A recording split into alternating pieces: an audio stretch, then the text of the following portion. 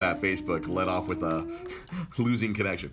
Live from the Secret Podcast Studio somewhere in Los Angeles, California. This is Dre's Geek Philosophy, the Monday, September 24th edition, the 2 days till I turn 39. So I get even older. I'm an old, cranky old man.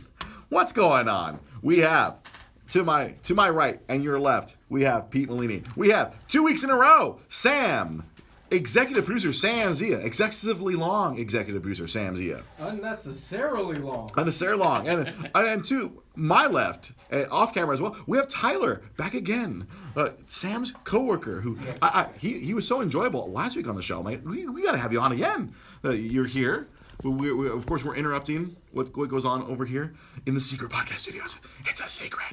Unless you've seen the back of the microphone in an old episode, it's a secret. Like the worst kept secret. But hey, well, for those of you who cannot watch the video, it's still a secret. Man, I really wanted to make sure we got back into the Secret Podcast Studios this week because there's going to be a lot of video game talk. I'm sorry, Pete Malini. There's going to be a lot of video game. I know you're not the big gamer, but I'm happy to have Sam and Tyler here to really pick their brains about all the game stuff. But we're going to lead off with a comic book related thing, something that I really wanted to jump on Twitter and jump on Facebook and talk about it. They released Todd Phillips, the director of that whatever the Joker film is going to be called, whatever they're going to call it. Yeah. The unfunny joke, the whatever joke, the killing joke, the not killing joke. They showed what Joaquin Phoenix is going to look like in Joker makeup. We don't know if it's the final Joker makeup, but they showed it. Pete Malini, what are your thoughts on this Joaquin Phoenix that we've seen? And then the other two gentlemen, I don't know if you've seen it, but we'll get your thoughts after Mr. Malini here. It's trippy. Like they went straight clown makeup. Like they didn't do some weird.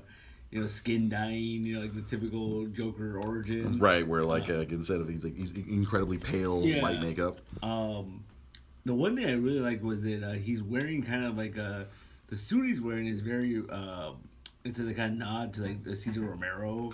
Right. It kind of has that look to it. Purple crushed velvet. Yeah, but then the one thing I really liked was that so in the very first appearance of the Joker in the Batman '66. He shows up like singing opera, and he's wearing this fake mask, and that mask looks like the one that Heath Ledger wore in. I was just about to say that in Dark Knight at the very beginning. The makeup looks like the masks from the Dark Knight. Yeah, so then that makeup looks like that. So that's a little chain of continuity. Continuity. Tyler, have you seen the Joaquin Phoenix makeup? Well, what did you think? I did. If I'm being perfectly honest, I wasn't exactly digging it. Right. No, I want you to please give us your genuine opinion. Sam does all the time. I think I'm just so used to seeing like the Joker and like the purple suit, the green hair, just the white makeup. Like I saw like the just normal clown makeup, and I'm just like. Now I love Joaquin Phoenix. I'll always remember him as was it like the Emperor's Kid in Gladiator, Commodus, yes. Like, am I not merciful? Like, I know he played the perfect bitch. He was really good. And I know it's like the psychotic part of the role. I know he'll get it down. But as far as the makeup, was like, not entirely digging it. I mean, it's okay. Right. It's just a test. We'll see what happens. Right. Exactly. This may not be. I don't know. We don't know if it's the final makeup. It's just a test. Sam, did you get to see that? Did you see the image of Joaquin? I did. I liked Joaquin it, in LA? and it also made me miss River Phoenix. Aww. It made you miss River Phoenix. Hair-lipped version of it that we have now. Oh my gosh. Yeah. Well, I actually liked I liked the nod to the old school. I caught that old school Cesar Romero nod. Mm-hmm. But I like what they're doing because it is, like when you look at it, it looks like a demented clown. Yeah. Right. It looks like those people who are afraid of clowns. I still don't understand it, but hey, some people just are terrified of clowns. People who are terrified of clowns. This looks like the clown of their nightmare, and that's not it. Yeah, exactly. My impressions, like my first immediate impression was like, oh, wow, what are they doing? Because I'm an old man. I'm very traditionalist. I like my things to look like what they look in the comics. But to be fair, when we first saw Heath Ledger, I immediately rejected that as well. When they first showed the scars and he looked like a weird psychopath and the frizzy hair, I was like, oh man, fuck that shit. He's gonna ruin it. And he turned out to be one of the best Jokers that we've ever had. So I'm gonna reserve my judgment until we actually see it. I mean, it may look a little weird. I mean, I do like it looks like a playing card Joker. Yeah. Like that was the impression I got, where the playing card of a Joker. That's what that makeup kind of reminded me of. Then of course, like Pete mentioned, it looks like the masks they used at the beginning of the heist at the opening of The Dark Knight. It looks like those masks. It has a Jack in the Box feel to it. It really has like a twisted, demented Jack in the Box feel to it, and I like it. I really like the angle that it possibly can take. I hope that it doesn't fall short of expectations. Right. Because as much as I will, make River Phoenix references constantly because he's far more talented, it doesn't take away from the fact that Joaquin Phoenix is a hell of an actor. He is. And I want to see him in that role. I mean, the last thing I saw him in was Inherent Vice, which it was kind of a confusing movie, but I enjoyed him in the movie. He was really good playing like a stoned out drug guy throughout the whole movie. I rather enjoyed him in that film. Yeah. So I think if he sinks his teeth into it, just like when he played Johnny Cash, or as Tyler mentioned, Commodus in freaking Gladiator, like merciful man. Yeah, like he can really sink his teeth in it. I mean, as long as he doesn't try to play a fake rapper, I think it'll come out fine. But the thing too is like this is just like it's an origin film, so we don't know if that's how he's gonna end up. Like, at the end of this movie, he could be more of a. It could be more like the lipstick and then the green hair, but it does look rather disturbing, and that should be the goal for. My favorite thing of the whole little video they showed was kind of like when that light would come by and it would kind of show different faces, like the clown face had different expressions as they brought it around. So I was like, that actually had me much more intrigued than the actual makeup. Just kind of like showing like every time, because I watched it a few times because I was like, wait, what's going on here? Yeah. Like this, obviously they really as a test, but it was like, hey, like they showed the face every time it came by, he had a different look on his face until they finally showed the final one where he's kind of like. So I was like, all right, this has the appropriate amount of darkness that we want out of a Joker-esque film. So I'm cautiously optimistic. I'm not going to pass judgment like many want to or are already doing so. It would be nice to see a DC movie not suck. Yeah, I mean, aside from Wonder Woman, God, before I left the house, when Pete showed him, what was on? I think it was on TNT. It was freaking BVS, and because I'd stopped whatever I was watching. And then, like, if the BVS was on, it was, like, right at the point where Lex Luthor was, like, being a bitch to freaking Superman. It's like, oh, you're not going to kill me because I have your dear little dog, Mommy. And I was just like, oh, fuck you. Fuck you. Oh. I was like, he was acting more like the Joker than Jared Leto did. I mean, like... The Lex Luthor was playing was a better Joker than Jared Leto's Joker, because he was playing this neurotic, like, because he was talking to Lois Lane too, and he's like, insane is a 3-syllable word. It's a 3-syllable word used by people who don't understand big things. I'm like, shut the fuck up. They just got the wrong actor. That's all. Yeah. They got the wrong actor. I remember when they originally cast Heisenberg, as Lex Luthor, and I was like, it's horrible. It's a terrible decision. Yeah. And there was that big rumor going around.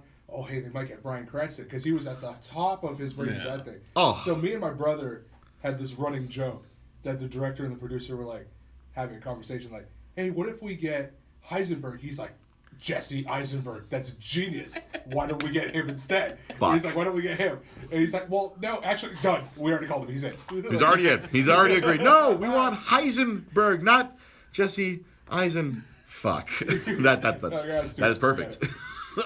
Well, Snyder came out and said that he originally screen tested for Jimmy Olsen. Oh. And Snyder was like, oh no, you're Lex Luthor. There's another referendum on Zack Snyder. Another referendum on how bad he is. And I thought we had called a moratorium on that just because of, his personal issue. You know what? It's been long enough. Just to hear something like that, like, he screen tests for Jimmy Olsen. Mm-hmm. And he said, you know what? Let's go the complete opposite direction. We're going to make you Lex Luthor. God fucking damn it. Yeah, you know what? Like nervous, neurotic, weird. If he had played like the same character he did in like in Zombieland or in freaking Catch Me If You Can or whatever, not Catch Me If You Can. Thinking, now you see me, right? Now you see me. Thank you. It's like Catch Me If You Can. Catch Me If You Can. Wait, wrong. See, I'm already old man brain. Old man brain is already kicking in. Gosh darn it, Dre. Did you see? They posted a clip for The Simpsons is coming back this Sunday. No way, The Simpsons is coming back? Yeah, I know, right? I can't believe it's coming back. But they posted this. That's sarcasm, everyone. They posted this clip that was really funny. So I guess the plot is they're making some kind of movie about the family, and Homer is producing it. Oh, for fuck's sake. There's a little clip they put in there where Gal Gadot is screen testing for Lisa. and Homer tells her, he's like, oh, you were great in those Fast and the Furious movies, but what have you done since then? And she says, like, oh, yeah, have you ever seen Wonder Woman? And he says, oh, whenever the DC logo comes up on the screen, I fall asleep. Fuck. Dude. Damn. Piercing. Somebody get some ice. That's a burn. I mean, they may actually rejuvenate a crowd, a fan base again with that kind of jazz. That burned me. Fuck. God damn it. You know what's another universe that's been suffering? What's that? The Transformers universe. I remember watching the first one. I was like way back. I was like 07, 06, 07. That first Michael Bay one. And I was like they brought in the OG voice of Optimus Prime. And I remember watching it and I was kind of like, yay, Transformers, because I'm an 80s kid. I fucking love Generation 1 Transformers, but they made them all look like fucking it looked like blenders. They all look like complicated blenders, all the Transformers, especially when they're transforming. They look like that they could make a bunch of Julian fries. Like you toss them some vegetables, and I'm like, oh, good, I have a smoothie now. and I really didn't like those movies. Going forward, I remember watch the second one really just bore a hole in my soul. That second one was really where the fuck was called, The Rise of the Fallen. Yeah, I fucking hate that. I don't usually hate movies like. I don't like The Room, but I don't hate The Room. Wow. I don't ever want to watch it again, but I don't hate it. And yes, we'll get to Tommy Wiseau posting The Room on YouTube later on in this discussion. The fact that him and Testosterone did a scene from Batman, I invoked The Room. Batman and Joker. I saw that, yeah. I invoked The Room. All right, so, but notwithstanding, but I hate that second Transformers Michael Bay movie. That movie is a goddamn Travis. It's an abomination. I hate it. I never saw it. I saw the first one. That was it. Don't ever watch the rest of them. And then, so I never watched the third one. I never watched. I didn't get to, even though I love watching Mark Wahlberg and I love watching him be very Boston and be very, very poor representation of Bostonites. It also joins the ranks of movies like Waterworld, where the ride at Universal is way better than the movie. There you go. But apparently, so they're rebooting it. Yeah. As you do in the world of Hollywood. When something is very unsuccessful, you reboot it. And they're coming out with this Bumblebee movie, which has that young lady Haley Stansfield. Like if you've seen True Grit, she was the young lady in that. Dude, Perfect, and whatever else. Edge of 17, that's one I really liked her. She's in it, and there's some guy that we can't see. There's a dude. There's some dude there. I see this, military outfit, but I don't see a guy there. I just can't see him. Oh, it took me John Cena! It took me a legit second. I was just like, who's There's some dude there. I see this floating flat top wig. All you have to do is say military style pants. And I was like, there's some military pants and a flat top wig. As soon as you emphasize, I can't see him, I was like, yes. Juan Cena! Yeah, John Cena's in this movie. Yeah. But the most important thing, so they've released a second trailer. The first trailer came out a while back. Oh, okay, cool. I'm like, that kind of looked like Starscream and like OG Starscream. That looked like a jet. And Bumblebee is a bug. He's not a Camaro. And they released the second trailer today. Ooh. And man, there was so much fucking Generation 1. Yeah. It's like somebody at freaking whoever's in charge of that. Who's in charge? Paramount. Thank you. Whoever's in charge of that, Travis, he said, you know what? We should do what people want. Yeah. Let's get rid of Michael Bay as a producer. I think the big key was getting rid of Michael Bay. They got rid of Michael Bay, and all the Transformers, they fucking look like the original fucking Transformers that everyone of my age and older or slightly younger really fucking. You got to see fucking like You got to see Cybertron and fucking Soundwave. Look like fucking Soundwave. My favorite fucking Decepticon. He had his fucking thing on his chest. Yeah. And Ravage came out. The little fucking Panther came out, and he looked like fucking Ravage. And then Bumblebee played a hologram of Optimus Prime, and he looked like Optimus Prime. He didn't look like some crazy weird truck. He looked like the big blocky Optimus Prime. That was my hero as a young man. Dear Hollywood, don't let Michael Bay or M. Night Shyamalan ever touch any part of anybody's childhood. Ever. No. Show us on the doll where they touched you. Don't let them touch you. And they had triple changers. They had Blitzwing. He transformed from a helicopter into a robot, into a vehicle. And I was like, I'm in. All right. Congratulations. You have somehow made me give a shit about what? Sorry. There's a football game on in the background, and we're going to be constantly distracted. FYI. Like my fantasy team. Poor Tyler's fantasy team. I am down by 0.4. 0.4? I cannot lose this game. Oh, good God. Good old fantasy. We had an entire episode where we talked about how fantasy sports, we talked about fantasy sports on this show. How it's like, it's totally a nerdy thing, and people don't realize how nerdy it is. And it makes me cry. It's so emotional. I can't play it anymore because it hurts my soul. That's why I stopped playing. People don't get it. Sports fans, show up in their jerseys and all that stuff. They're just That's cosplaying. Yeah, they're cosplaying their favorite athlete. Every Sunday is my Comic-Con. Exactly. That's the best way to say it. Exactly. By the way, remind me to talk about this cosplay convention I went to. Nerdbot. All right, so just to summarize, yes, this new Bumblebee movie, I'm on board. Yeah. Fucking. And it's set in the 80s. Right? It's set in the 80s. Yeah. It's set in the 80s. We have G1 Transformers. They're going to show us the war on Cybertron. They're going to fucking... Bumblebee's going to be... Well, the only thing I'm concerned... I don't know how the fuck Bumblebee's supposed to fight like 3 Decepticons on his own. But you know what? Maybe he's an amazing warrior. That's the one thing they're going to retcon. He's going to be an amazing fucking warrior. What if the movie ends with him being on Bernie Mac's used car lot? All right. I don't know how I'd feel about that. Just thought about that right now. Oh, man. If it ends that way, I would be slightly sad. Are we going to explain how he becomes a Camaro? How he becomes a Camaro? No! This is a reboot. This is a reboot. Everyone looks normal. Everyone looks cool. I'm like, oh my God. This is what I've wanted out of these Transformers movies. It's feeding into my 80s nostalgia where I was a young man. Oh, Jesus. No PI on that one. So, Sam, this past Saturday, you went to NerdBotCon. I went to NerdBotCon. Our friend of the show, Lamar Harris. He was performing with another friend of the show, Andrew Alandi's band, Ragnarok. Yes, that is a pun on Thor Ragnarok. Mm-hmm. And they played rock. Yeah. Nerd rock at a nerd convention. You took your 2 wonderful kids to go see our friend Lamar play. Yeah, I also saw friend of the show's cousin, Rikishi. Oh, you saw Rikishi? Yeah, he was there. Oh, awesome. That was pretty cool. Man, he's been doing all the rounds. We saw him we saw Rikishi at Long Beach Comic Con. Yeah. He, doing the paper autographs and pictures. I was like, dude, I just want to say hi. But it was cool. It was great seeing Lamar up there. He sang some Dio.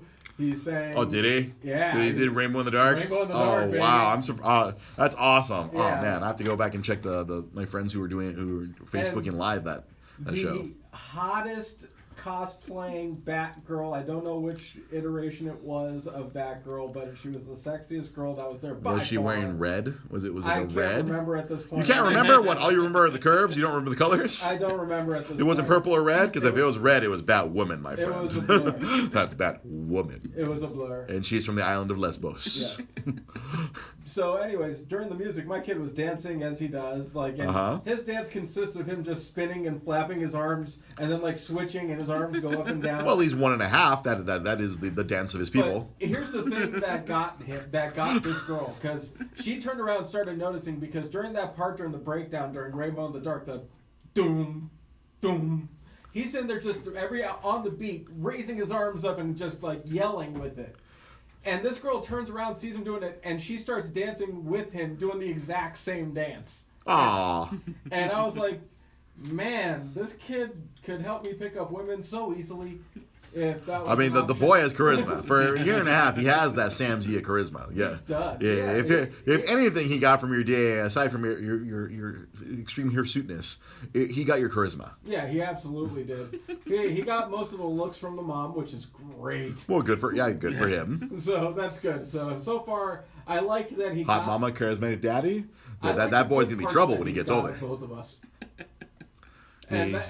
And Lily was having so much fun. She was like, next time I want to go, and I'm going to go dressed up as a Pokemon character. Oh, And nice. I awesome. thought that was totally cool. And I guess next time we go, I'm going to have to go dressed as Yoshi, and the baby's going to have to go as Mario, and I'm going to have to let him ride on my back. Oh, I was about to say, well, why aren't you dressed as Ash Ketchum and like you could be Lily's trainer? Nah. So you're doing green face paint, right? No, I think there's actual Yoshi out like costumes. No, I want to see green face paint. I'm Right. not doing green face paint. Then you have no interest in it. I'm not interested anymore. I'm not worried about your interest. I'm worried about You want the pajama where like your face is coming out of Yoshi's mouth? more or less. Yeah, I want whatever's the easiest thing to do. The- It's either that or I wear my Chewbacca pajamas. Nice. Which is basically me naked. Oh! Thank you. Thank you. So something got announced on Tuesday, and then when I saw you at karaoke, Sam, like, Yes, sir. I lamented. I'm like, oh, why the fuck did they announce this on Tuesday, the day after we were here talking video games? Sony, not to be outdone by Nintendo, announced the PlayStation Classic. Dude. It's a tiny PlayStation 1, like not the OG gray box, the old school from like freaking 1996. Freaking. And I bet when you turn it on, it makes that sound. I hope it does. I really do. That's an iconic It's weird. sound. That sound is so comforting. Yeah, it's a It's warm so sound. comforting. And then when you the turn disc- on a PlayStation, ding. And if you have a PlayStation that it was prone to messing up, Flip that shit upside down. Yeah, no, whenever the disc triggers and you actually get it to work, you get that backup noise. Oh, the Yeah. little aria in the background. Yeah. Because especially if I don't advocate this. If you were playing games that were there, you go. I believe Tyler. Hang on, we're gonna interrupt the show right now for 1 moment. Tyler just won his fantasy game today in that completion from Ben Tyler Roethlisberger is going to cry happy Juju tears of joy right Schuster. And you know what the best part is? We're talking about video games right now, and Juju Smith-Schuster is huge into like the video game scene. I feel a lot of these young players now that they've grown up playing games. Yeah. Yeah, I mean, Juju's the guy who does at Steelers practice. He'll do Fortnite dances with the kids. I mean, Oh, really? He's all about the children. Wasn't he the player who played He's the guy Fortnite who with plays Ninja? yeah. With Ninja and Drake? Travis Yeah. Scott, yeah. That's pretty cool. That is pretty cool. So this PlayStation Classic got announced. And I'm a little excited because I had a PlayStation back when it came out. Yeah. And so it's going to be, it's again, much the same format as what Nintendo has already done, with the little tiny version of the console, a bunch of games preloaded on it. It's going to come with a couple controllers. And they only announced 5 of the games so far. There's supposed to be 20 of them in there, right? There's supposed to be 20 games. But as Sony is, it's like 20 games for $100. Yeah. I thought it was 120. No, it's 100. It's 99.99. Okay, I'm happier about it. Oh, wow. Well, I know you were in no matter what. Well, no, because I could get all the games that are available on it on the Play PS4 or whatever. Right. I could buy it on the PS3. Oh, because now PS Now has a lot of that stuff, right? So PlayStation it's not Now. for me. I mean, I need to see the rest of the games before I. Yeah, can exactly. Because so far they've only announced 5. Though they announced what? 5, well, the big one was obviously Final Fantasy 7. They have to, they got to put that on there. Yeah. That's the game that sold millions of freaking PlayStation 1s. For sure. No matter how much I take hearty dumps on that game, that game really did revolutionize gaming. That got RPGs on the map. People took role-playing games very seriously at that point in time when that was happening. And so they also got a Ridge Racer, I believe it was Type 4. It was't it's not the very first Ridge Racer. 3 was on it. Tekken 3. Which is good. That's one of the best ones. Wild Arms, which 2 RPGs out of the first 5 games. That was very surprising. And then the 5th game was one that I wasn't surprised. I was surprised I'd forgotten about it, but I'm not surprised. It was this weird game called Jumping Flash. It was it was literally the first PlayStation game I'd ever played. Because when it came out in Japan, 'cause I worked at a little mom and pop video game store that was across from Comic Galaxy called Game Stuff back in the day. They eventually became Game X and eventually became out of business. Yeah. But when the PlayStation first came out, they had the Japanese PSX, as it was called. That Jumping Flash was one of the first games. It was this weird, crazy game where it's like, oh wow, it's like 3-dimensional. Like the way Mario 64 kind of like changed everyone's brains. Like, oh my god, this is crazy. This Jumping Flash game was really nuts. You had to jump really high up in the sky, and then you get to control the game. You're trying to land on the right spot. And it was really weird and dynamic because that had not been done in video games before. That type of dynamic. Like jumps and direction, like holy shit, I have to fall in the correct. It's like you were Buzz Lightyear. You weren't flying. You were falling with style. So that I mean, inherently depending, like Sam Zia just said, depending on the other 15 games, really is gonna make it make or break this thing as a purchase for me. Yeah, because if the games suck, in general, I've already got Final Fantasy VII digital copy on my PS3. Right. If the games aren't that good, then why should I spend the $100? Yeah. Why would? Say if I'm so motivated, just go and buy whatever the games that you like individually for less with a wireless controller. Exactly. These controllers are wired. I mean, yeah, that's the thing. Ultimately, I want to get something that's going to be worthwhile for me to play. The Sega Genesis one that I have is, it's okay, but it's not great.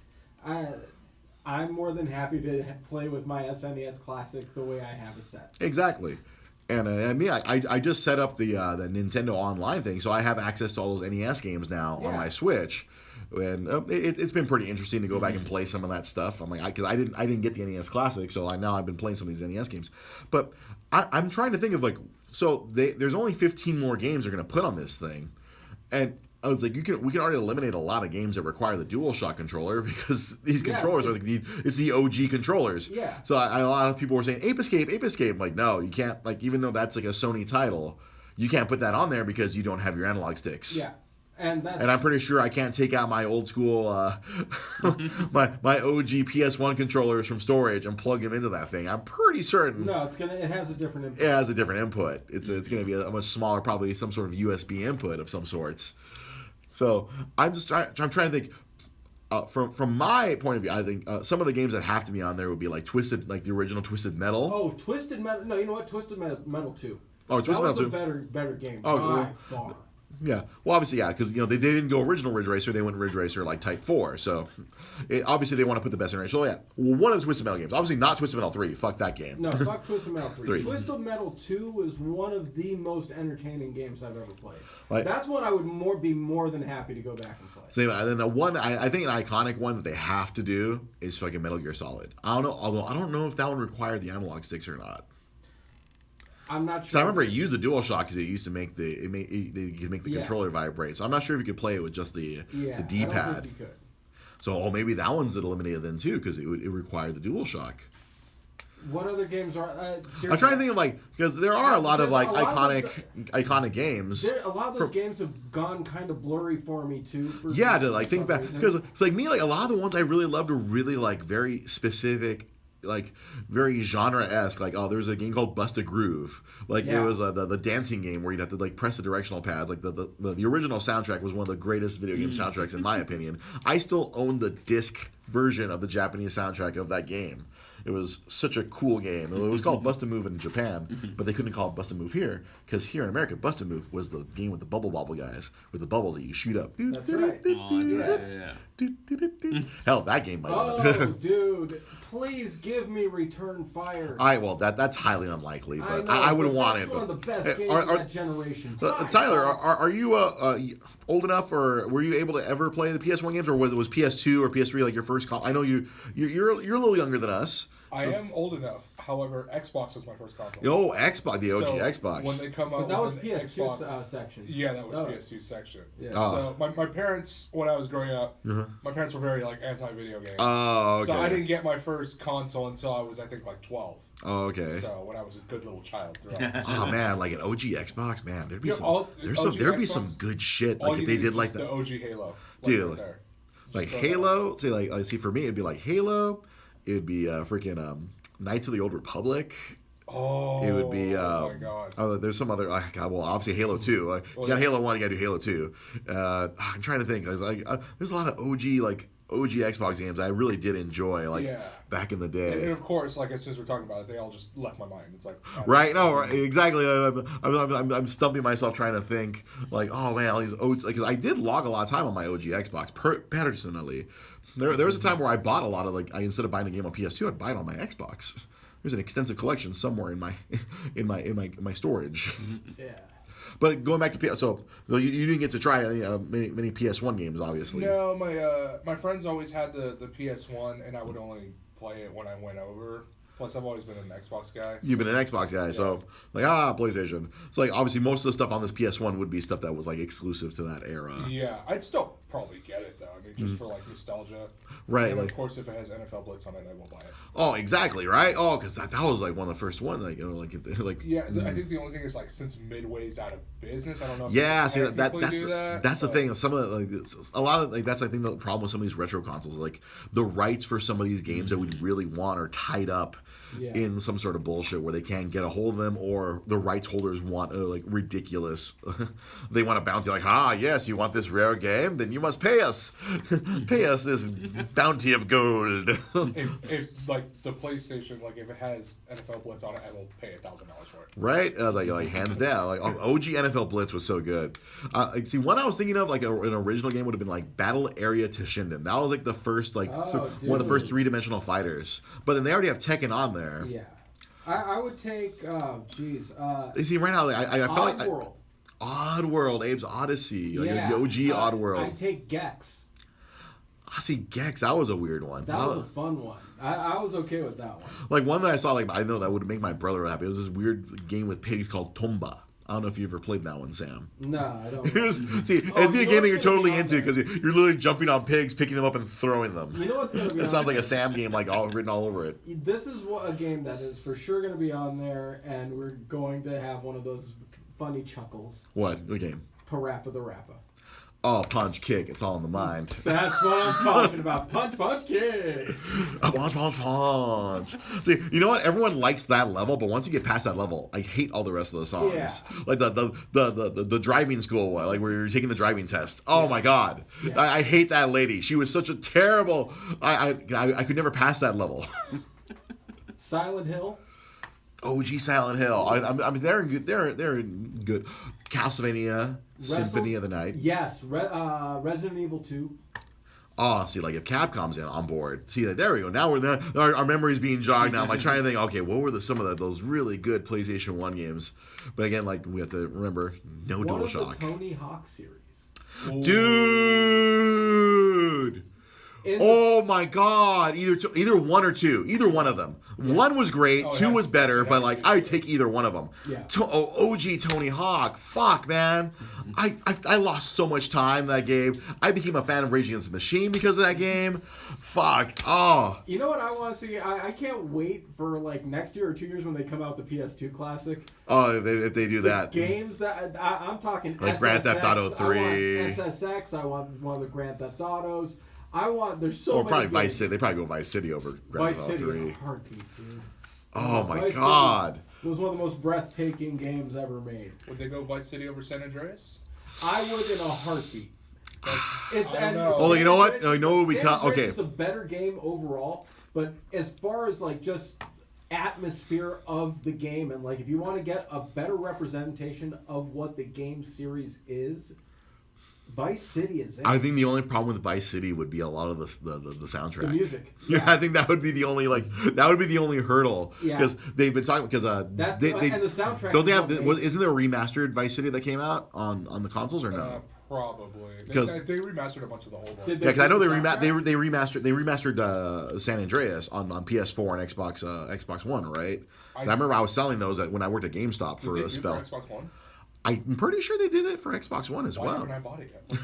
Yeah, I feel pretty confident that cause I remember seeing San Andreas remade on the modern consoles. I feel pretty confident. I saw people buying I remember this game. Fucking Samuel L. Jackson kicked your ass in the first 5 minutes. He was the main bad guy in the game. He was the corrupt cop. Good old Sam Jackson. Never turned down a paycheck. Sam Jackson. But yeah, because I think that because there was something I don't know if it was like maybe the PC version because I had heard something they're having some issues where they had to remove songs from Vice City because they lost the rights to some of the because that OG soundtrack was that was the soundtrack. I remember they released versions of the soundtrack where it wasn't even just one soundtrack. I think they had different soundtracks for each of the stations. Yeah. Wasn't Axl Rose the DJ for one of the stations? I'm not sure if he was. I don't remember. I could have sworn that was one of their big gets where they actually Axl in between if you were listening to the friggin' the rock station, it was Axl Rose as the DJ, and then DJ Quick was the DJ for the freaking hip hop station. And I was like, station. I can't believe this all fit on a PS2 fucking disc. Yeah. That's the other amazing fucking science. Yeah. The fact they fit all that shit on that fucking disc. That's a DVD. If you think of it logistically. Yeah, Blu-ray, no fucking problem. But I fucking had all this fucking the game at this giant, massive game that pushed the limits of the PS2. But on top of that, all this amazing fucking music. Fuck. Reminds me of the days where I just put in the disc and played. Right. Now I got to download it, wait 5 years. Oh, and then it's ready. That's what kills me about modern. That's one of the things that kills me the most about modern gaming. I think when I bought one of the NBA 2Ks. And that was the last time I bought NBA 2K. I popped it in, and I had to wait an hour for a fucking update. I'm like, fuck you. I think it's the one with where you could play. It was the first time you could play as Michael Jordan, whatever year that was. Yeah. Okay, I remember that one. No, I bought the one, I think it was 2K16 was the last one I bought. Mm-hmm. So many people were downloading it at the same time. Yeah. It literally took a day and a half to download the whole game. A day and a fucking half. I remember I made some sort of post where I'm like, yeah, this is modern gaming. I can't play my fucking game. And then I remember I went downstairs, and I think my roommate had just bought one of the Arkham games. And then he's waiting to download his game. I'm like, fuck! Whatever happened to just putting the game in and playing it? It's the man trying to keep you down. Right? Lower bandwidth, no disc. No disc. We will not be oppressed. Give us our internet. Give us our games. God damn it. Wow, you know that. Yeah, net neutrality would really fuck that up, huh? For the streaming games. Yeah, man. Oh my god, it would fuck up my show. It would fuck up my streaming here. Yeah. Fuck. It's already fucked up to begin with. It's already fucked as it is. Is Facebook working? Who knows? Who knows if it's working? Yeah, but as we go deeper into these, classics, there's going to be all these games that I'm sure after we finish up here, it's going to be oh wait, what about this game? Oh wait, what about that game? I got another one. We don't have much of a live audience because I'm sure if we had more, my friend Judy mentioned Zelda, wrong company. Yeah, no, we already got all the Zeldas on the PlayStation, on the NES and the SNES Classic. I got another one that hit me. Vagrant Story. Vagrant Story. God, that game is punch you in the dick hard. Oh yeah. That game is masochism. They would probably. It's I hate myself. They would oh wait, no, you know what? Never mind. I was thinking PS2 era again. I was thinking Ico and Shadows. Oh, see, yeah, but those have been remade to death. PS2 classic. That would be on a PS2 classic. See, I know we could probably put together a much better PS2 classic right now, on the spot. The game quality took such a sharp increase. There was. I remember the first time I saw Tekken Tag Tournament, my jaw hit the ground. Yeah, I could play this at home? Yeah, between PS1 and PS2, the jump in quality was gargantuan. It was insane. The jump between the PS2, bouncer. Yeah, no, the jump between PS2 and PS3 wasn't as great, and the jump between PS3. Well, as technology advances, as we get closer and closer to the uncanny, I mentioned that before, the uncanny valley. We keep getting closer to the uncanny valley. These jumps are going to be so small that when the PS5 comes out, we're going to be like, is that it? Yeah. We're we can play on a much bigger world. There's no loading, but it doesn't look much better. Exactly. It's you can play Fallout 4 without loading. I'm like, okay, but it doesn't look better. I feel like there's gonna be a lot of people are gonna be like that. Oh. So I looked up a bunch of games from the original PlayStation. Oh, here we go. I can remember. How come we haven't mentioned Spyro? Oh shit! Dude. Spyro the Dragon. That was their fucking mascot. Mm-hmm. Fuck. Crash Bandicoot. Thank you. That's literally, you read my mind. I was like, fuck. How can we forget? That was their fucking mascot. Yeah. The Crash Bandicoot's their fucking mascot. Yeah. For their hyper aggressive fucking "Are you ready?" campaign, where the E was red. It was R U, and then it was a red E. Are you ready? Back when they had good marketing, and when they had bad marketing during PS3, when everybody just took acid and everyone just was gonna buy a PlayStation. We don't have to try hard. It's like, oh no, like I know, I should have pulled out my laptop to do like. See again, the crack research that I do for our show here. You could do something like a Driver or Driver 2 too. Oh, OG Driver was good. I remember like Driver 3 was bad. No, I know, I had it for Xbox. Exactly. Yeah, that game was so hyped because everyone loved the original Driver. Well, you guys know the story about why that was such a catastrophe, right? Well, refresh our memories, and for those of us who are watching this who don't know. If you ever have free time, do a Google search or look up a video on something called Drivergate. Drivergate. Oh wait, that was like when it was like pay for play. That was like the first time there was like where people were paying for good reviews. Yeah. That's the you just jogged my memory. Yeah. What happened was it was a GameSpot. No, it wasn't GameSpot. It was the company that owned the official Xbox and PS PlayStation magazine. Oh. So they owned both of those. So what they did was they took a bribe from them and they got a test copy of it. And they said, this isn't the real deal. What people are going to get when they get the final product is going to be finished and all that stuff. And Atari sent them what ultimately was the final finished product. They sent them the game was But gold. what they did gold. was they said, if you give us a guaranteed at least a 9 out of 10, we will give you the first shot at the review of it. And what ended up coming out was basically the review copy. It was one of the buggiest games of all time. It was terrible. It was a horrible game. Terrible game. And it went in with so much hype, but the problem was that Atari kept extending the production time on it, and they were... Yeah, I got delayed a bunch of times. And the problem was the big thing that they had going in their favor, and ultimately was their demise, was that they were like in the game, in the war between... games like the big Sandlot games like Grand Theft Auto, they were ahead of them to start, and then all of a sudden the original Driver was better than the original Grand Theft Auto by far. And then they had this huge delay between Driver 2 and Driver 3, and in that time you had 2 or 3 different Grand Theft Auto games. Yeah, because you had you definitely had so high. You definitely had Grand Theft Auto 3 because that was one of the first, and then Vice City came out before Driver 3 because I remember both of those had come out before. It was my second tour of duty at GameStop in 2003, from 03 to 05 when I was a store manager. Yeah. I remember we were pushing Driver 3 pre-orders because we're like, oh, this is going to be the Grand Theft Auto killer because this game was better on the PS1. Driver 1 and Driver 2 were on PS1, and like you said, there was that big delay between Driver 2 and Driver 3, and that's where they paid for the good reviews, and whoops, came out and it was fucking garbage. And then. Get this, the companies that owned those magazines, then this is like the early time of internet and, it was like 04, 05, yeah. It was still... What they did was they hired a company to come in and go through the message boards and post like defenses of them. And they got busted for it because it turned out the IP addresses was from inside of their own building. Damn. The phone calls were coming from inside the house. Yeah, there were so many things that went wrong with it, and then they basically got another company to go through and scrub the internet of it almost as much as possible. If you look it up, you'll find very little bits and pieces of they get erased from the internet. It's fucking insane. Yeah. That kind of stuff. So Driver would be a good the original Driver. If who controls the Atari? No kidding. Who controls Atari right now at this point? The hardest intro tutorial level of all time is in Driver. Oh really? Oh my god! You can't. I know about that. People can't legitimately have never played Driver because they can never get past the tutorial. I think I had a bootleg copy of Driver. I think that's as far as I went. The part where you have to do like all those things in like 60 seconds. Something like that, yeah. And you can't get onto the awesomeness of the game until you get to it. Some people just gave up. That's terrible. Oh, fucking A, dude. The old days. We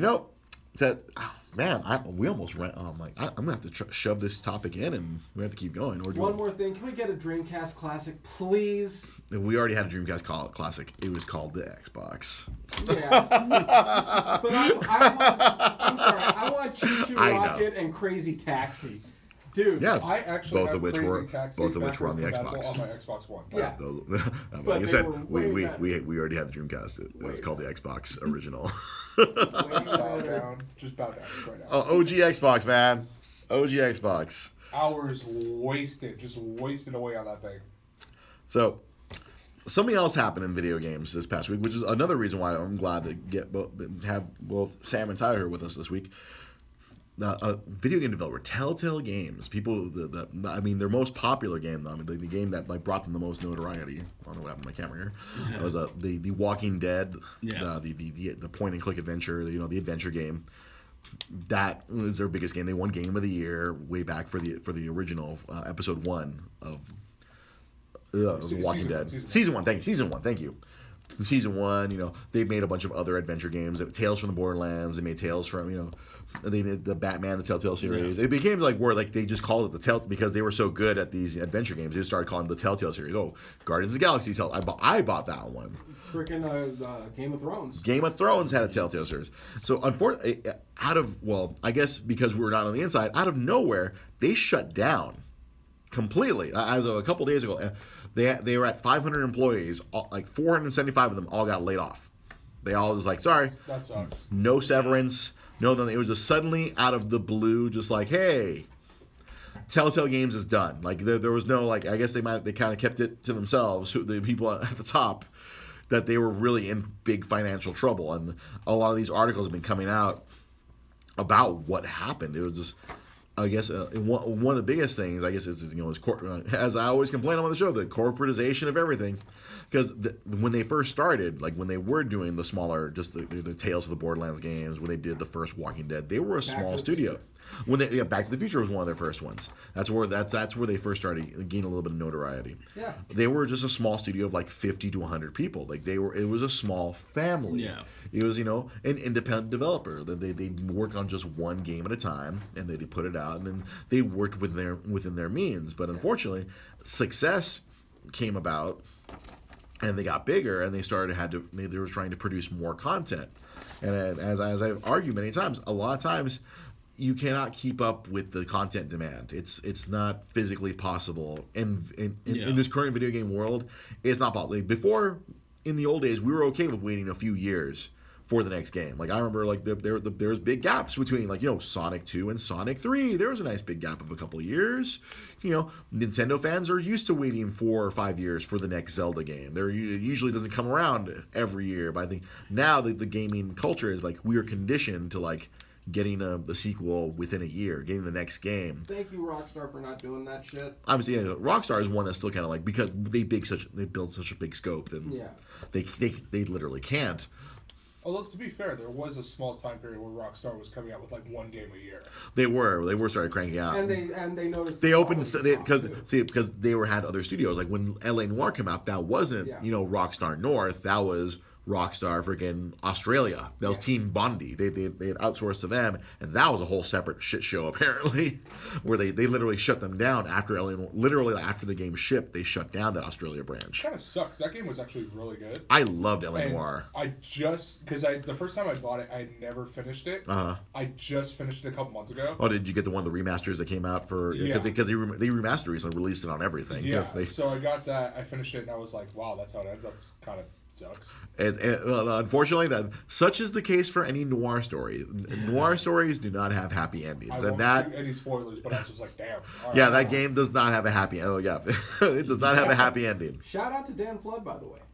Dan Flood was in that, or what? Yeah, he was one of the guys that was one of the characters. Oh really? Yeah. Because that's what I really loved about. Models. Like, is that was one of those games where they really did a lot of facial capture. Like, it had so many guys from I loved it because it had so many dudes from Mad Men. I mean, the main guy was fucking Kenny Cosgrove from fucking Mad Men, and then you see all the various in the interrogations like, oh, there's fucking Harry Crane. Fuck you, Harry Crane. No, check out Dan's page once in a while, whenever you get a chance. You'll see. I'd rather not. It's pretty cool. I'd rather not. He's awesome. I do not care for him. He's fun. Ever. At all. Yeah. Not a fan. But. So a lot of these game developers, when success comes, unfortunately, so Telltale Games, like they won Game of the Year, they got really big. So naturally, they were kind of forced to produce more content. They increased the size of their studio from 50 to 100 to 200, 300, where they're picking up people on contracts where they're only coming in just to do the games, and they created this big release schedule where it's like, oh shit. Instead of one game at a time, like you said, they had Game of Thrones, they had Guardians of the Galaxy, they had to keep making more Walking Deads, they had to keep making all this other stuff. I kept seeing those, like, they doing the Batman ones, and they have to make all the episodes. Because you'd get that first episode, and you have to wait for the next episode to come on out. And apparently, behind the scenes, they couldn't keep up. And then, unfortunately, while they were putting out all this content, they were not all selling as well as The Walking Dead. Obviously, The Walking Dead one was their freaking... Yeah. That was their main one. They were making all kinds of money from that one, theoretically. I would hope, I would assume. Everybody I knew had at least the first season. At least the first season, right? That was a big one. That was a big one. And it was like so popular, but I guess over time, they just wasn't making enough money. And so when they license out Marvel properties, DC properties, Game of Thrones, all these TV shows and stuff, they were supposed to do a Stranger Things. Yeah. They had announced a Stranger Things game. I had heard that might actually still be happening. Yeah. Maybe one of the few that's still. Well, Netflix. Pete was telling us over when we were driving over here that I guess Netflix is going to probably find a different developer. I mean, obviously, Netflix still retains the rights to Stranger Things, so they're just going to find someone else to make that game, but it's not going to be Telltale Games making it. It's probably just gonna be somebody else. Yeah, that sucks because I love the Telltale artwork. Exactly, the like comic book feel it has. Yeah, and it's like the high quality. And one of the things I read about was after the first or second season, the two main writers who put together a lot of that first season, they left and they went elsewhere. Apparently, inside Telltale, it was kind of toxic. Like the CEO was really shitty. Like he treated people really like terribly. Like they'd bring people in for review, and like he would micromanage everyone. Like, especially after those two main writers left, he started micromanaging every project where like stuff could not get approved unless it passed by the CEO's desk. And where you have hundreds of people trying to do stuff, they're trying to create, and also they were trying to innovate these games. Obviously, I'm sure like season 1 and season 2, like they started adding a lot more of those quick time events. When I was playing the Guardians of the Galaxy one, I was like, oh, you had to react at the right time. I felt like I was playing, PS2 games. And all of a sudden, I'm like, oh wait, quick time events. What the fuck's happening? I didn't know I was playing God of War. The Game of Thrones game. Exactly. So they're trying to innovate, but then the CEO was like, oh no, he had to approve everything, and from the inside they were saying, oh, he didn't want anyone to get big again, like those two writers, the two original writers from the season 1, they got really big. And he's like, oh, no, we can't let anyone get too big. Oh, no, Telltale succeeds as a group, not as individuals. But who was up there collecting that Game of the Year award at the Video Awards? That CEO was more than happy to take the credit. So it was like... because he's like, oh, Telltale is a group, not an individual person. Like, dude, that just sounds like such a super millennial way to think about it. Yeah, exactly. Like this whole corporate, like, oh no, we succeed. One of us. Yeah. One of exactly. us. There's no room for individuality. There's no room for people to creatively grow. And so in this way, he's trying to keep people from getting too big. He's forcing creative people to leave because obviously creative people want to get their ideas out. They want to create an add-on. And it just sounds freaking insane what was going on in there. Like even where they'd go in for reviews, and then the reviews were just them being treated like shit.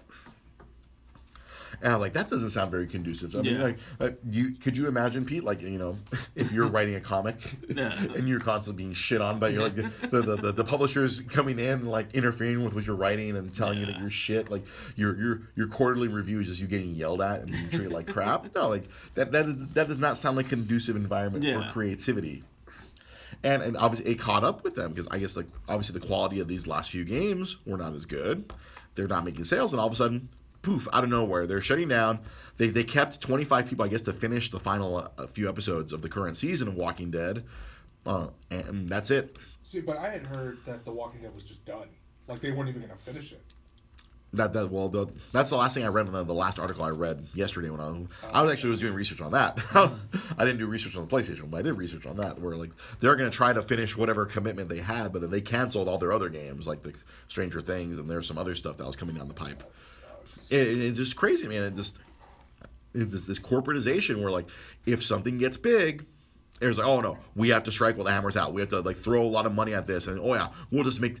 It's this terrible phrase. Oh, spend it now. We'll make it more. We'll make more later. And I was like, no. That's what the entire episodic structure is. Yeah. Like that's what every single game of theirs was based off of. Was this, get what you can in there, and then we'll use what we make and pay it forward into the next project. But unfortunately, they weren't making enough to keep the cycle got too got too big. We're like, oh, Yeah. I guess all these checks were coming, all these bills were coming due, and they didn't have enough money to pay them. And at the end of the day, everybody that they were catering to were niche fans. Yeah. Like, they either like the point-and-click genre, or they're niche fans of that specific series. They're not making games that are gonna hit big. So it wasn't like they were gonna have one major thing that was going to make them completely, like, you know, financially stable for the rest of their lives. There's the structure of what they had. If they were going at that rate where they're going to try to cash in on all of the IPs that they're getting as they're getting them, they're going to fall apart. They're not going to have enough money to keep all those projects running. Exactly. There's no way. If they've ballooned up to like 500 employees. Yeah. That's what you'd have to make a freaking AAA Call of Duty game. Yeah. And you were about to say something? Oh yeah, and that's the thing too. Like, if something does catch on, you have to renegotiate those deals because it's all intellectual properties that you're getting from somewhere else. Yeah, exactly. So those people are going, oh wait, we want to make more money off Exactly. this. So You have to pay us a bigger licensing fee, and so it's just a cycle that freaking perpetuates itself. Instead of, I'm sure they probably want to create their own things. They want to probably create their own point and click games, but that wasn't obviously that wasn't an option. They had to try to like use all these licensed products to make they were going to try to take advantage of Stranger Things. Yeah. They took advantage, tried to take the opportunity to create Game of Thrones, and I'm sure the popularity of Walking Dead starting to wane those last few years probably didn't help them either. Even though the game was really good, Yeah. the TV show, I'm sure like we don't have as many casual eyeballs Exactly. going off into it because like right now But that show is going to the tubes. I get the feeling there's going to be a couple of those games like maybe the Stranger Things game where another company may want to pick up. Oh yeah, there's still going to be developers out there who can probably do it. Remember, THQ had South Park to start, and as soon as they dissolved, they got picked up. Yeah. And they're, I think, the cheapest of all the IPs that got picked up that THQ ended up having to drop. No, there's always going to be someone else to make the game. It just comes down to like the way people manage their stuff because people they overspend. Video game development has become high stakes gambling now. Oh yeah. Where it's like the amount of money required to make these big games nowadays, like if it doesn't succeed, you're done. Like back in the old day, like even going back to PS1 days, you can make a game, and if it only sold like 20, 30,000 copies, your company wouldn't go under. Yeah. Like you could break even from some. If you sell 20,000 copies today, you are filing bankruptcy, and you're going out of business immediately. Dude, Kurt Schilling. Yeah, friggin'. There's a baseball player, Pete. He made millions of dollars. He was a really good pitcher. He made, I think, throughout his career, he made something like $110 million, and he lost, I want to say, if not almost half of it in a video game production gone bad. He was making one video game. He was trying to make a game that's similar to the World of Warcraft. Yeah. One of the world's biggest games. That's a big game. People around the world play it. People still play it today. Yeah. Freaking God, how's that came out like in 2004, so like 14 years later, people still play that game. So he was trying to make his own type of his open world game. Yeah. He created his 38. His number was 38. So 38 studios, and they were making this game. He sunk half of his fortune into it, and it never came out, right? It never came. I don't even think they got halfway done. They dissolved the idea mid-production. Yeah. They didn't finish it. They sunk $50-60 million easy. And I'm sure there's other investors whose money he freaking flushed down the toilet. He had to declare bankruptcy. Yeah. He lost pretty much everything. And now he's some weird racist kook. Yeah. He's crazy. He's insane. And yeah, it's high stakes gambling now. Like making a video game nowadays, it's not the way it was where like you could have something quirky like, oh, here's a PS1 classic, Intelligence Cube. See, quirky games like a Parappa the Rapper. Yeah. Or like all these like weird stuff that would come out, and that's honestly kind of what I miss from the old days. Where nowadays like we can only find that in the independent sections of like our PlayStation stores or our Xbox stores where there's a weird little stuff like maybe it's like a $10-15 game. That's would have been something that would have just come out on PlayStation back in the old days. And people could take a chance and publish that game. Now you have to self-publish, and you have to have a small group of like 5 people making a game in order to make it nowadays. And it's just, and I mentioned before, your game is either going to be a very tiny independent game or a giant AAA game. There's no middle ground anymore.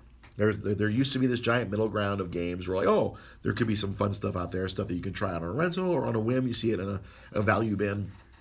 Try it out. Every game has to be a $500,000 or $1 million seller, or else you're a failure. Yeah. You go out of business, like a Telltale. Like in recent history, like there's a bunch of other developers that have gone out of business because, sorry, you didn't, like EA shutting down studios. I'm like, well, your last game sucked.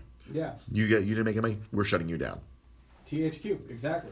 Well, that's just a whole publisher that just went friggin' Yeah. They were one of the more successful companies like 10 years ago. Then 5-6 years ago, boop, dude, out of business. Do you realize how much money they burnt on just promotions alone? Oh, well, that's how. For games that failed. Yeah. That was, I mean, home front, motherfuckers. We got free parking at E3. E3, yeah. For Yeah. all of the days right across the street if we pledged allegiance to North Korea. Yeah, that was funny. Considering LA parking prices. Yeah, exactly. No, I would have been more than happy to declare. And they had a $30 parking. They What? had a North Korean chicken taco truck. They had it was a Korean taco truck. It was That's North weird, and I'm interested. It was so good, dude. right? Sold, right? Free. All this stuff, yeah. They paid out the ass for it to promote a game that sucked. Bombed. Yep. And that game's really sad too, because that one had a ton of potential. It really had did. all the potential, but you beat it in 6 hours. Thank you. I'm not paying $60 for a game that I'm gonna beat in less than a half a day. Exactly. It's tough. And like what Saints Row, they used to spend so much money promoting Saints Row. But Saints Row had quality for the. It was a cool game, but I feel like they didn't. They jumped the shark. They didn't. Again, it's always return on investment. If they're going to spend, freaking $100 million promoting it, that game better sell like fucking gangbusters. Absolutely. And it did for Saints Row, the first two. The first two. Great. Then the third and the fourth. Saints Row 2 was magnificent. Love Saints Row 2. It's like those. They probably didn't spend as much marketing as they did those other ones. So I remember seeing the only marketing they needed was a giant purple dildo bat. Well, that was the later ones. No, those were the later ones. That was two. That was two? I had it. Trust me. I was flaunting that thing around. I had it. Dude, my character was bare ass naked and would surf on people. But that was just in game. I'm like in actual promotion where like they go out and give out a lot of this shit. Because I remember part 3 and then the fourth one, they're doing all kinds of crazy, giving out physical versions of these crazy weapons. The energy drinks and shit. They're throwing all this money and hoping that this game could sell, and those later ones did not do as well as the original. Yeah, because 1 and once 2. you have them taking over the White House, it's just stupid. Like at that point, it's just like, just stop. It just out of hell, motherfucker. That was like ridiculous. It was so bad. It was so painful to play that game because you want it to be fun, but it's not. It's just not. It just the industry. I don't know. Like I've said it before, and I'll keep saying it. At some point in the next 5-10 years, we're gonna see an Atari-like video game crash. I think. I believe it. It's gonna eat up most of a lot of the big stuff, like your EAs, those companies are gonna keep going because they're gonna make money from Madden. They're gonna make money from FIFA. They're gonna spend another $120 this past week. Exactly. See, those games those will sustain, but then we're gonna lose a lot of these. A lot of these other developers are just gonna keep going out of business. Well, and you're gonna say it's gonna be an Atari style crash. I don't think it's gonna be Atari style. I think the economy is going to just direct all of the way that the economy goes. It's going to make it so that a lot of these companies have to shut down. Yeah, exactly. And gradually, once it all bears out, all you are going to be stuck with are the independents and the 3 companies atop. Yeah. EA, Activision, and who's the third, do you think? Do you think Rockstar's going to survive it? I don't know. Rockstar will. Because they put out. Well, because they're a developer. It's only the publishers who are going to be around. Yeah, at the end of the day. Who's going to absorb them? Because Rockstar works with who's their publisher? Take-Two. Take-Two. Yeah, so I guess Take-Two has all their sports games. So yeah, it'll be Take-Two. It'll be like Ubisoft. They're going to get absorbed by EA. No, I'm telling you. I wouldn't be shocked. No, I'm agreeing with you. I wouldn't be shocked. Take-Two has what? NBA 2K, correct? Take-Two, yeah, they have the 2 games, yeah. They're going to absorb them so that they don't have to worry about NBA Live anymore. Well, I think that's more of a short-term goal, but I think overall, just like it's just going to be. No, they have Take-Two has a publisher that has a lot of different. Because they publish all of Rockstar stuff. Yeah, They publish those sports games. Is that their only like? Well, they have the WWE license after THQ went under. Yep. So I don't. It's gonna get this whole again. It's like as we see it in other media industries, everything's molding into one big company where EA is probably just gonna absorb everything. Yeah, EA, and then you'll have Nintendo and Microsoft Nintendo. and Sony, and like they're just we're just funnels for all these EA games as well. Microsoft will be absorbed by Nintendo. I mean, logistically, yeah, it's possible because they're across the street from each other in Redmond, Washington. Yeah, it will happen. No, it won't. It will happen. No. No, I mean the gaming side, not the whole company. I was about to say, I'm like, I got right here, Windows. No, not the whole company, just the Xbox. You really think Microsoft would wave the flag and give up on gaming? No. They've sunk billions of dollars for the last 15 years. Microsoft's gonna keep freaking. Oh yeah. Because they were, you know what? They were beating Sony in the 360 era. The Xbox 360 was kicking the shit out of the PS3. Well, for a good 3-4 years, that was the fucking console. It was Xbox 360, then it was PS3, and then depending on your opinion, it was Wii. Either like the fuck Wii or like I love this thing. Yeah. But as far as being financially successful, the Xbox 360 was ahead of Sony. But PS3, you said Xbox kicked its ass. PS3 kicked its own ass. This is also true. It was self-inflicted. Yeah, they were just. Cost them. People were willing to pay $50 a year to play multiplayer on Xbox when it was free on PlayStation 3. That's how bad it was. Yeah. That's how bad it was on PS3. And if you look, I would buy all my multiplayer games on Xbox 360, and I would buy my single-player games on PS3. Now, and if you look at how Sony was going into it. They went in again. What was the big competitor? They had Dreamcast going in, or was Sega? No, Sega? No, it was Sega Saturn. Yeah, Sega. They went in and Sega Saturn announced their price, and then Sony announced $50 cheaper on them just to piss them off. Then they forgot that lesson going into the whole thing with the Xbox 360, but then they figured it out again with the PS4. Somehow, honestly, I'm shocked that they were able to recover with this PS4. Well, PS4 they specifically made it so that it was easy to develop for. It was the opposite of what PS3 was. Yeah. So it made it so that independent game or developers wanted to develop games specifically for them. And it took advantage of the different tools that are available for the PS4. And then Microsoft's insistence in trying to make everything into one platform because they tried to force Xbox One to be like Windows 8. Well, not just that. Or 9 or 10 or whatever. Well, no, and they tried to make it, they frame it as more of an entertainment hub and that you could play games on instead of it being a gaming system. And on top of it, you had to be constantly connected to the internet with it at first, when they were first coming out with the idea. And their price was higher. Their asking price was higher than the PS4. Sony figured out all of the mistakes they made with PS3, and they went the opposite direction. Well, they were insisting upon themselves after the success of the PS2. Yeah, they thought they could control everything, and they realized, no, you don't. Yeah, they realized that Xbox did a much better job of marketing and developing for gamers with the Xbox 360, and then PS4 figured out and they jumped on top. It's funny how everything just shifts back and forth. Like I guess when you're in a position of power, you have a position of arrogance, and So I guess going into the next generation, whenever we get to the next one, I'm sure Xbox will take back control because Sony will get overconfident again. Yeah, and Nintendo will continue. Stable ship. And Nintendo will, as usual, do whatever the fuck they want. They don't care. they don't see because even back when I worked for them, take a drink, everyone. They have always believed that we don't compete with them. We compete with we compete with themselves. We compete with ourselves, and we're competing with all forms of entertainment. That's how Nintendo kind of perceive it. We're not racing them. We're racing everything, or we race ourselves. Yeah.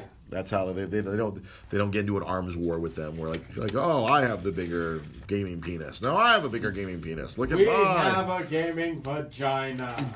Yeah, you know what? That's pretty good. I like that.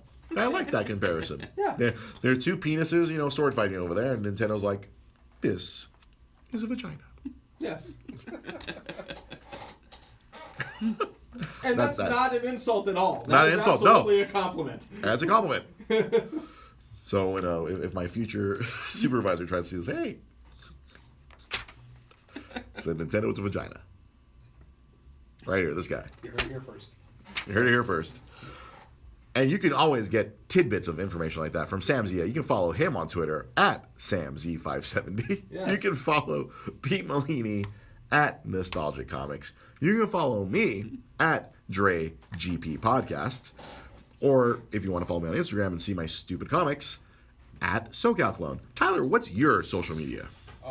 Twitter at Cheap Seat King, at Instagram Deluxe1228. There you go. If you want to follow this young man, Tyler, brought him in for his your unique perspective as a younger gamer than us, because we're, like I said, we're old man gamers. We need the modern. You are a modern gamer. Yeah. Yes. And on that note, real quick, Telltale, the first Walking Dead season, the only game that has actually made me shed tears. Right? No, it was so good. It was so good, and it was well it had written. me shed tears twice. Yep. In 2 different scenes. That is a good ass game. I cried. That is a good. I literally cried when I went to bed. Game. It was very sad. So, That game got you to cry yourself to sleep.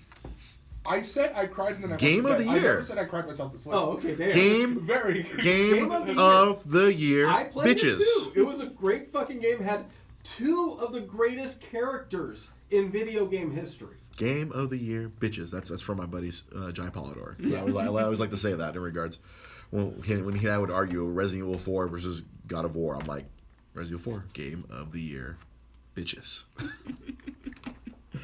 That's a little callback to the Boondocks. No. Like, I'm bitches.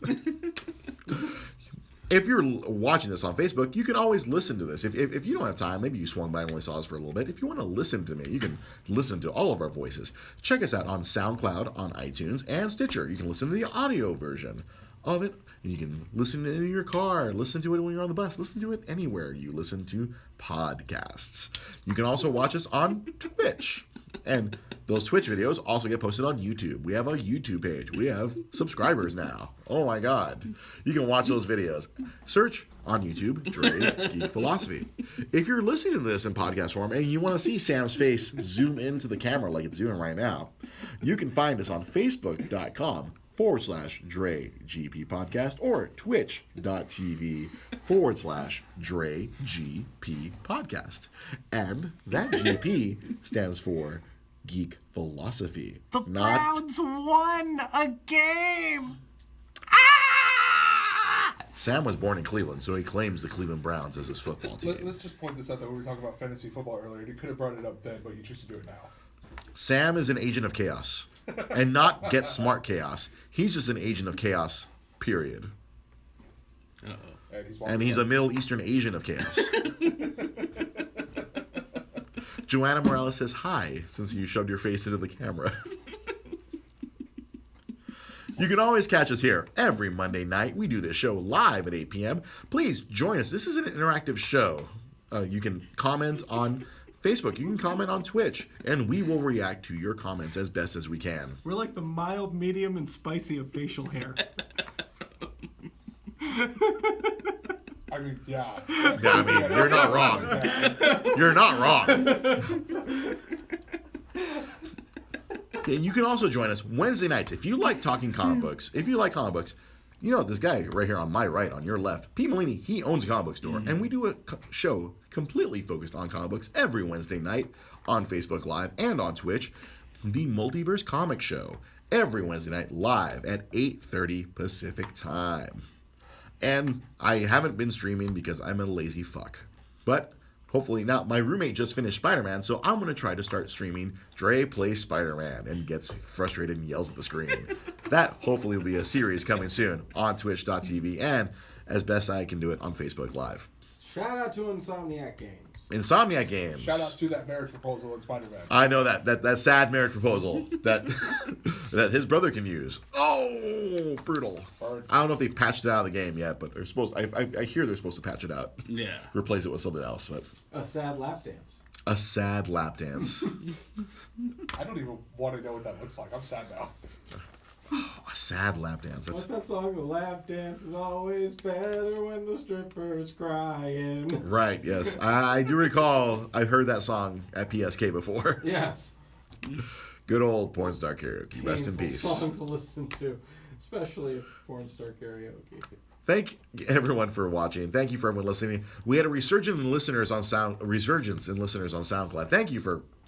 We went from like a week where we had like 12 listens, and we're back up to 80, 90 listens in 1 week. I'm like, all right, awesome. The whimsy of SoundCloud listens. Now that I've mentioned it, that means we'll get back down to 10 listeners next week. Such is life in the audio world. Thank you for watching. Thank you for listening. This has been Dre's Geek Philosophy. Join us next week. Join us anytime. We're live. We're here. I don't care. I'm tired. Peace. Bye! Push the button. Push the button. Why won't the buttons push?